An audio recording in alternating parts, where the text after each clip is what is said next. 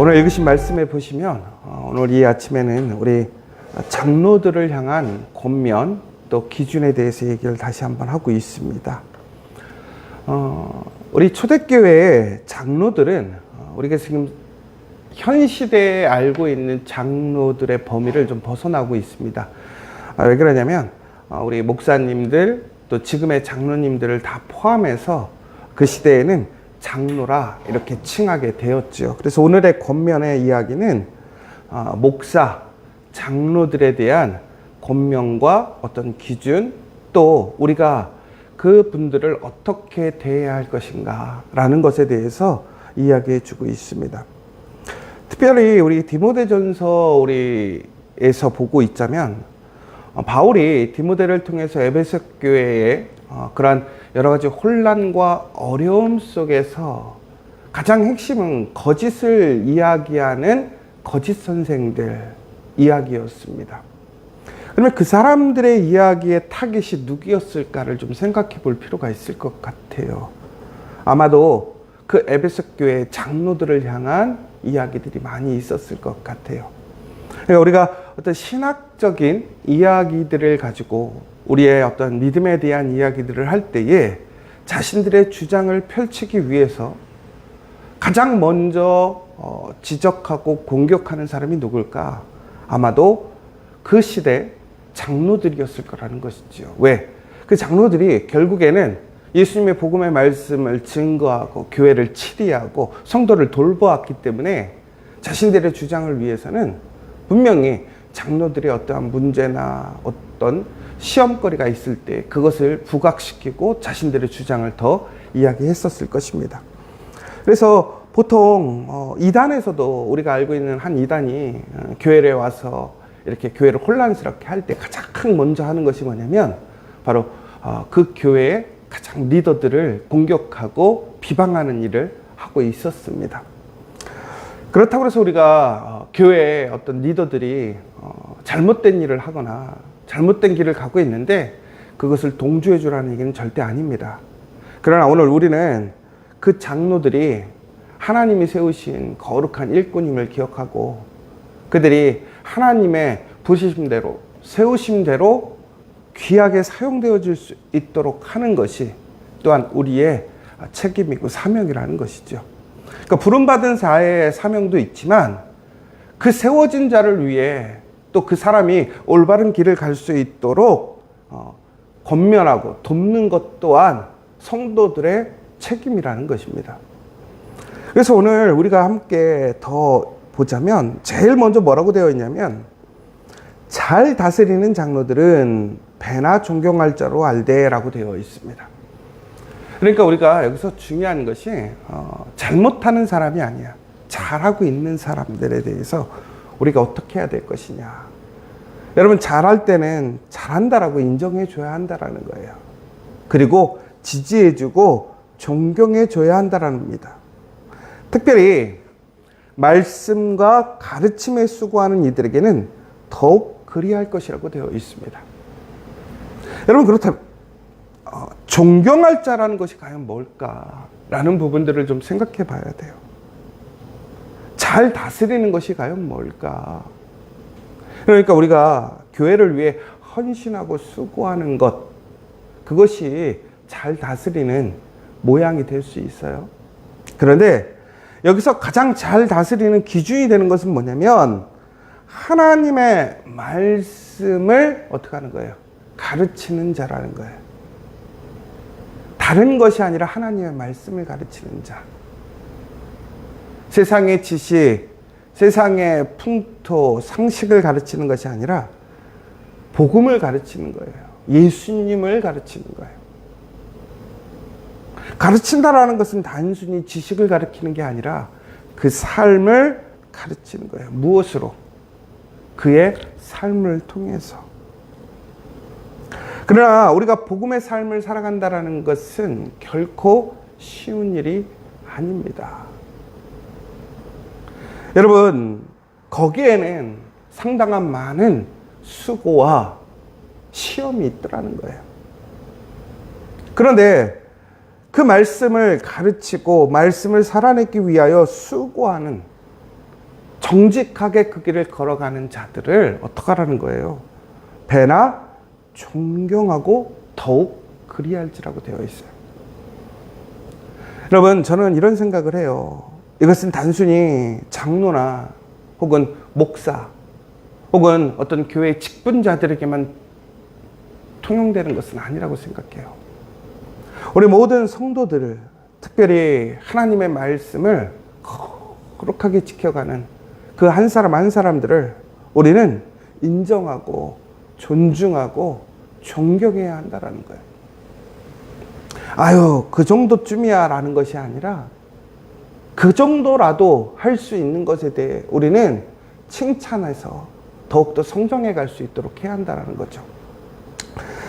여러분, 우리가 걷는 일이 어려운 일은 아니죠.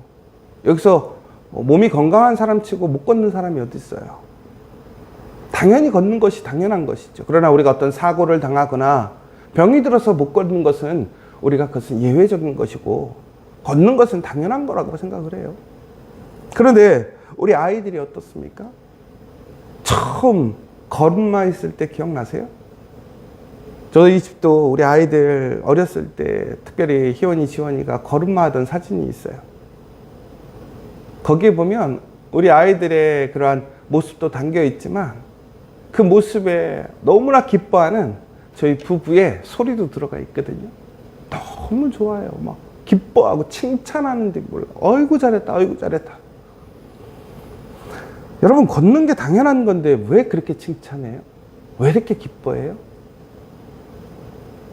나중에 말을 해요. 또 얼마나 좋아하는지 몰라요. 여러분, 맨 처음 아이들이 엄마, 아빠 그 이름 불렀을 때 여러분들 기억하시죠? 얼마나 기뻐했는지. 여러분, 그러나 일반적으로는 태어나면 말을 하는 게 일반적인 거잖아요. 그러나 우리가 어떤 선천적인 장애나 좀 늦어지는 사람들도 있어요. 그래서 오히려 늦어지면 늦어질수록 그 아이가 말을 하거나 다시 일반적으로 우리가 그렇게 작용을 하게 되었을 때 우리는 얼마나 기뻐하는지 몰라요. 당연한 일인데. 그리고 아이한테 당연한 거 했다라고 그러지 않잖아요. 칭찬하고 또 격려해주고. 여러분, 우리가 하나님의 말씀을 대로 살아가는 것은 너무나 당연한 일이죠. 리더는 더 헌신하고 수고하고 가르쳐야 되는 거 당연하죠. 당연한 게 당연한 건 아니라고 생각해요. 당연한 것을 존중하고 기뻐하고 세워줘야 그 당연함이 가치 있게 되는 거예요. 여러분, 목사가 당연히 말씀을 가르치는 게 당연한 거죠. 목사가 새벽기도 나와서 기도하는 게 당연한 거죠. 여러분, 우리 직분자들이 예배 나오는 게 당연한 거죠. 기도하는 자리에 오는 것이 당연한 거죠. 헌신하는 것이 당연한 거죠. 그런데 여러분, 그것에 대해 왜 우리는 칭찬합니까? 새벽 예배 나오시면 아우 정말 수고하셨다고, 감사하다고. 누구 위해서 나오는 건데? 여러분, 이것은 바로 그것이 너무나 존귀한 일임을 우리가 인정하는 것이고 그 일을 하고 있는 사람들을 칭찬하고 그것의 가치를 인정하는 거란 말이에요. 여러분, 저는 우리가 어떤 세상적으로 봤을 때 무엇인가 가치의 어떤 반영이 되는 게 있어요. 세상에는 월급이라고 그래요. 내가 얼마나 연봉을 받느냐에 따라서 나의 가치가 인정되는 거예요. 여러분, 그 기준으로 치자면 목사는, 장로는 얼마나 페이를 받아야 되는 것입니까? 그런데 우리가 우리 목사님들에게 주는 사례는 월급이라고 얘기하지 않잖아요. 사례비라고 얘기한단 말이에요. 이것은 무슨 얘기입니까? 우리가 우리의 능력대로 받아가는 월급이 아니라 감사함의 의미란 말이에요. 그 일을 온전히 감당할 수 있도록 지원하는 일이에요. 왜 지원합니까? 그 일이 너무나 가치 있는 일이기 때문에, 귀한 일이기 때문에 그렇다라는 거예요. 그래서 옛날에 제가 우리 교회 초기에 우리 성도들한테 물어봤잖아요. 목사는 월급을 어느 정도 받아야 될까요? 여러분, 교회에서 우리가 사례비를 많이 줄 수 있고 많이 받을 수 있으면 좋겠죠. 그러나 사례라는 것은 교회의 거룩한 헌금으로 주어지는 것입니다. 그렇다고 세상처럼 무조건 어떤 회사의 CEO처럼 받을 수 있는 것도 아니고 줄 수 있는 것도 아니에요. 왜? 귀한 헌금이니까. 그런데 저는 예전에 그런 얘기를 했었어요. 요즘에 뭐 억대 연봉자들 이런 얘기들이 나와요. 그런데 목사가 억대 연봉을 받는다. 한번 생각해 보세요. 그러면 많이 이렇게 긍정적인 모습으로 바라보지 않는 것 같아요.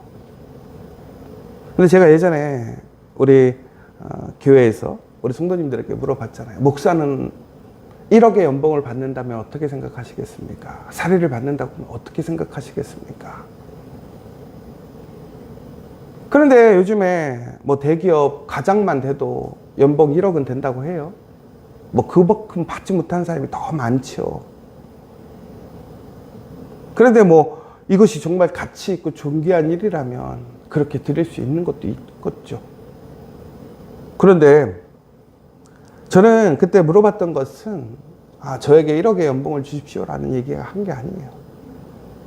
무슨 얘기냐면 우리가 과연 우리의 사역자들 혹은 사명자들에 대한 사례를 할 때 그것이 과연 그만한 가치로 사례를 드리고 있는가라는 거예요.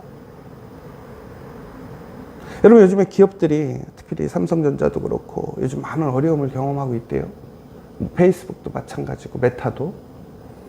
그런데 그들이 회사가 어려워지니까 인재를 영입하기 위해서 막대한 돈을 써서 인재를 영입하고 상상할 수 없는 금액을 지불하고 그 사람들 데려와요. 결국은 뭐예요? 그 사람들이 하고 있는 일의 가치가 중요하다라는 것을 금액으로 표시한 거예요. 왜 그러냐면 세상은요, 돈이 기준이에요. 돈이 가치의 기준이에요. 그렇다면 교회는 어떤 것이 가치의 기준일까요? 교회도 돈일까요?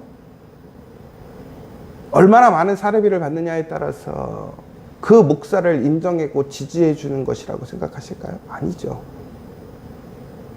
교회는 돈이 아니라 사랑과 지지와 격려와 칭찬이에요. 제가 예전에 그 1억이라는 얘기를 했던 이유는 뭐냐면 그 자리를 그렇게 존귀하게 여길 수 있느냐라는 거예요. 바로 그 사역자는 비록 그렇게 받지 못할지라도 그 1억의 가치 있는 존중과 사랑과 지지와 존경을 받는다면 어떻게 일할까요? 여러분, 예전에 오카노 목사님이 계속 얘기했었잖아요. 사역자들이 오면 너무 잘해주는 거예요. 근데 이 사역자가 능력이 떨어져요. 그 사랑의 교회에 일할 만큼의 능력이 되지 않아요. 항상 부족해요.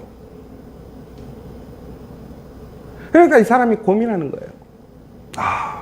내가 너무 능력이 떨어지는구나. 와봤더니 막 대단한 사람들이 너무 많은 거죠. 거기다가 뭐 한국의 최고의 목사님이라고 하는 그 목사님이 자신을 너무 잘해주는 거예요.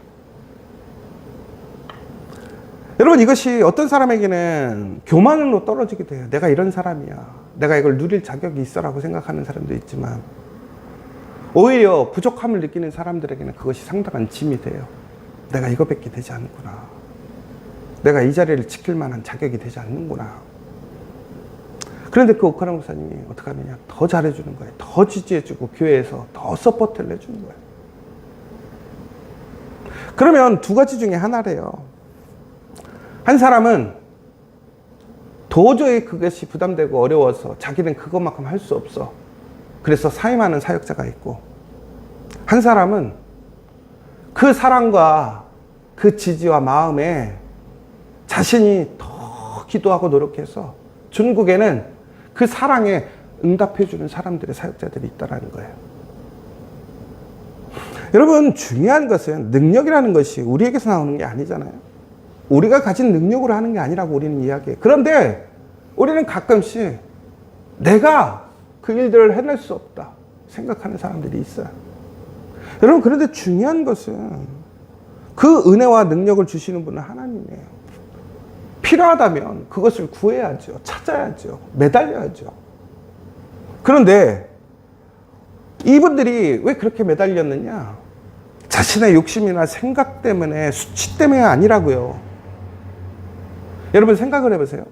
내가 도저히 할 수 없는 일, 어려운 일을 매달리는 사람이 있어요. 그런데 그것이 주변의 압박 때문에 매달린다고 생각해 보세요. 병나요. 우리가 흔히 얘기하는 공황장애, 우울증, 그래서 오는 거예요. 내가 할 수 없는데 그거를 해야 된다라는 압박감이 오니까. 그런데 그것을 사랑으로 하는 사람들, 마음으로 받는 사람들은요, 그것에 감사가 있어요. 소망이 생기는 거예요. 그러니까 그것을 뛰어넘는 거예요. 여러분, 오늘 이야기는요, 저는 이렇게 봐요. 존중받아야 되고 능력 있는 사람을 교회 안에서 대우해 주라는 얘기가 아니에요. 그 한 사람의 세워져 있는 자리가 얼마나 존귀한 자리인지를 인정하고 그 자리에 세워진 사람이 그 부르심의 온전한 사명을 감당할 수 있도록 어떻게 하라는 거예요? 세워주는 것이 교회의 역할이라는 거예요. 이것은 목사나 장로님만 그러는 게 아니에요. 여러분, 속된 얘기로 그럼 장로님들은 오히려 더 많은 사례를 받고 폐를 받아야 되지 않습니까? 그러나 장로님들은 어떻습니까? 교회 사례 받나요? 아니요. 오히려 더 많이 헌금하고 더 수고하지 않습니까? 권사님들, 집사님들 어떻습니까? 결국에는 우리는 그 일에 대한 가치, 더 나아가 하나님의 일을 위해 아름답게 교회가 세워지기 위해 그것을 인정하고 격려하고 협력해서 선을 이루려는 모습이라는 것이지요. 더 나아가서 오늘 그 목사나 장로님들, 그 리더들이 죄가 있다고 판단되어질 때는 어떤 개인적인 감정이나 생각으로 하지 말고 원칙적으로 법안에서 하라는 거예요. 여론몰이 하지 말라는 거예요. 그리고 만약에 잘못이 있다면 그 잘못에 대해 교회에서 행할 수 있는 원칙적인 징계를 하라는 거예요. 여러분, 그 징계라는 것은 우리가 지난번에도 계속 보았지만 끊어내기 위한 징계가 아니라 마지막 기회를 주기 위한 징계라는 거예요. 여러분, 교회에서 혹은 권면을 듣거나 꾸지람을 들었을 때 자존심 상해, 창피해, 나를 인정하지 않아? 나를 무시해? 이렇게 생각할 것이 아니라는 거예요. 목사도 마찬가지예요. 목사라고 권면이 없겠습니까? 실수가 없겠습니까?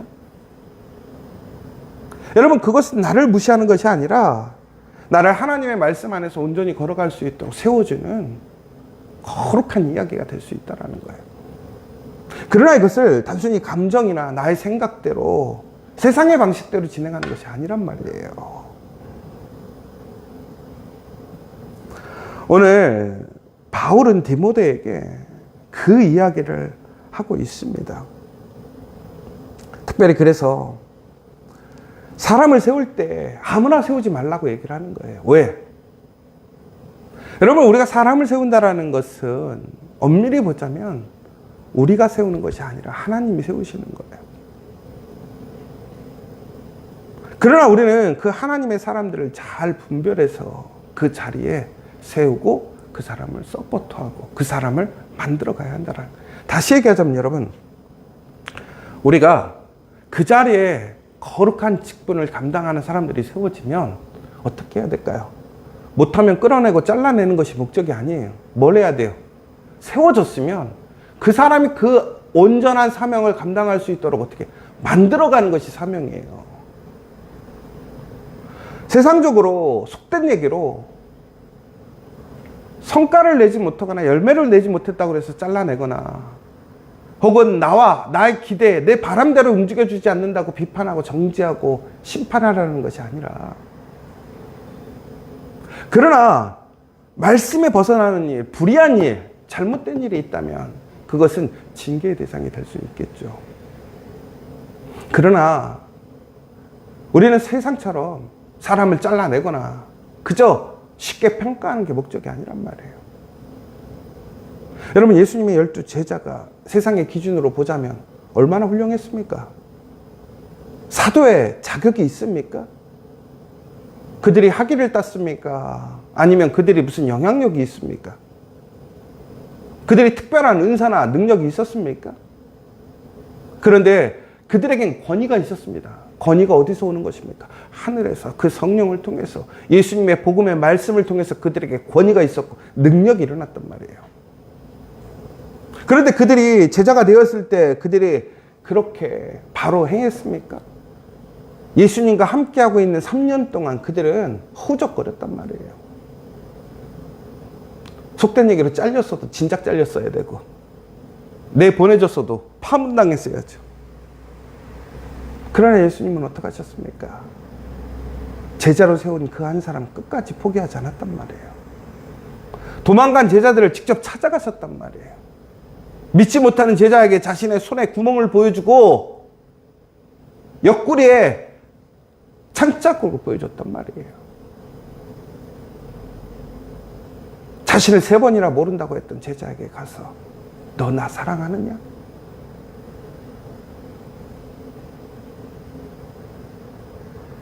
여러분, 우리가 해야 할 것은 오늘 우리 앞에 세워진 믿음의 사람들을 하나님의 사람이 되게 하는 거예요. 저는 우리 지저처치가 그런 교회가 되기를 원해요. 저는 제일 좋아하는 말이 그 말이에요. 지저처치 오면 사람들이 잘 돼요. 여러분, 저는 이게 세상적인 의미의 잘 돼요 라는 의미가 아니기를 원합니다. 여러분, 지저스 처치에 오면 인생이 풀리고 삶이 풀리고 행복해지고, 여러분 세상에 풍성함을 누리고 너무나 좋죠. 그러나 그것보다 가장 중요한 게 뭡니까? 예수님을 만나는 거예요. 예수님의 사랑을 경험하는 거예요. 이 땅의 사명을 알고 소명을 깨닫는 거예요. 하나님 나라의 거룩한 한 사람이 되는 거예요. 여러분, 그들에게는 시험이 없어지는 건 아니잖아요. 문제가 없어지는 게 아니잖아요. 그러나 놀랍게도 이제는 그 시험과 문제 앞에서 담대하게 이겨내고 승리하는 모습을 보게 되잖아요. 여러분, 지저처치에서 잘 되는 거다. 저는 그게 믿음의 사람으로 견고하게 세워지기를 원합니다. 성도는 성도로서, 집사는 집사로서, 권사는 권사로서, 장로는 장로로서, 목사와 전도사는 전도사와 목사로서. 이것이 하나님의 부르심이구나. 천국에는 그 부르심을 통한 하나님의 은혜를 흘려보내는 사람이 되는 거, 얼마나 큰 축복이고 은혜입니까? 사랑하는 여러분, 하나님의 말씀에 보자면 우리가 모든 것이 하나님 앞에 드러나게 되어 있다고 되어 있어요. 죄도 드러나고 선함도 드러나고 되어 있다고 되어 있어요. 그래서 우리는 하나님 앞에 더욱더 정직하게 열심으로 살아갑니다. 그러나 우리에겐 시험이 오고 흔들릴 때가 있어요. 그러나 그 자리를 지켜주는 것이 무엇입니까? 바로 사랑이에요. 지지예요. 칭찬이란 말이에요. 내 마음에 들지 않고 내 기준에 맞지 않고, 혹은 내가 배운 배움에 부족할 수는 있어요. 그러나 오늘 그 한 사람, 그 존귀의 자리에 세워져 있는 그 한 사람, 그 한 사람을 위해 다시 기도해 줄 수 있는 우리 교회, 무엇보다 저를 위해서, 우리 교육자들을 위해서, 장로님을 위해서, 더 나아가서 우리 권사님들, 안수 집사님, 또 집사님들을 위해서, 우리 성도들을 위해서 오늘 다시 한번 그들을 존귀히 여기고 칭찬하고 사랑할 수 있는 우리 믿음의 교회. 그래서 거짓과 혹은 시험도 하나님의 거룩한 교회를 흔들지 못하고, 더 나아가서 우리의 사명을 흔들지 못하도록 해나감으로 정말로 이 땅에 빛과 소금이 되고, 그러한 소망을 잃어버리고 삶의 목적, 방향을 잃어버린 사람들이 온전히 그것을 회복하고 하나님 안에서 그 형통한 은혜와 칭찬을 받는 우리 믿음의 성도들 되시기를 간절히 축원합니다. 마지막으로 여러분, 우리가 칭찬은 어디에서 받아야 될까요? 하나님께 받아야죠. 하나님께. 여러분, 이 땅에서 우리가 칭찬과 명예와 혹은 인정받지 못해도 하나님은 다 아십니다. 여러분, 하나님의 사람이라면 그 하나님이 기뻐하시는 일을 분별하지 못할까요? 하나님이 칭찬하는 일을 분별하지 못할까요? 아니죠. 오늘 우리는 그 하나님의 마음으로 다시 한번 우리의 성도들을 바라보고 같이 이 땅에서는 우리 성도들을 통해서, 우리 교회를 통해서 더 나아가 마지막 날 하나님 앞에서 칭찬받고 하나님께 수고했다, 나의 충성스러운 종아라는 그 귀한 하나님의 인정하심, 축복을 받는 우리 믿음의 성도들 되시기를 간절히 축원합니다. 우리 함께 기도했으면 좋겠습니다.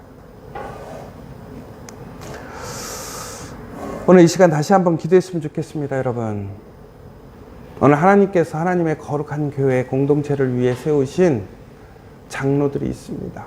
바로 목사, 교역자, 교직자들, 장로님, 권사님, 안수집사님, 집사님들이 있습니다. 그리고 우리 성도들이 있습니다.